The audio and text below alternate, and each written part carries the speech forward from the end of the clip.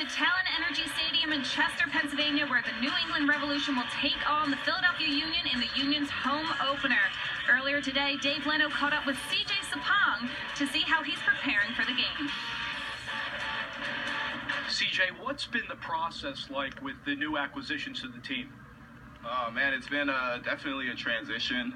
I think we were very fortunate to have everybody buy into the philosophy very quickly. Ernie did a good job of amplifying that message, and I think since that first meeting, we've been on a consistent uprising. You've been without recently Noah Dew and Tranquilo Barnetta. What has been like having Nagero, who didn't start last game due to an injury, Carroll and Leo Fernandez in the middle third of the field? Well, I mean, we have a lot of depth all throughout the roster, and everybody here knows that they can provide impact when their number is called. And right now, it's a tough problem for Jim, to field 11 and then the 18, and then also put guys into the 18. But everybody here can provide an impact when they're called on, and I know everybody's mentally ready for that opportunity.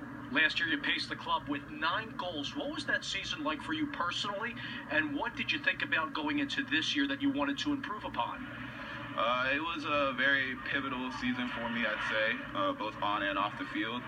You just like life, you deal with the ebbs and flows, and I kind of pride myself on the response I had. So looking back, it's only a stepping stone, a motivator, and inspiration for me to continue to my uprising, and also remember, the trials and tribulations it took to get to this position, and be blessed and grateful for all that. In this particular matchup against New England, they're going to put that outside backs forward, Watson and Tierney. You'll try to get some counterattacks going against the center backs, Gonsalves and Farrell. How are you going to handle those two center backs today? I mean, it's always a battle when I'm going up against them. I think what I need to stay focused on is my game and getting to the ball and holding it up and just executing my opportunities when I get them. I want to open my account, and I'm definitely happy I'm providing an impact for my teammates and my the guys behind me. But I'm just going to be a hassle for them, and I think they're expecting that. How do you continue the pressure? Because this is a team that loves to press very high, and head coach Jim Curtin talks about that. How important is that to you, especially when you're going back defensively a little bit from your forward position?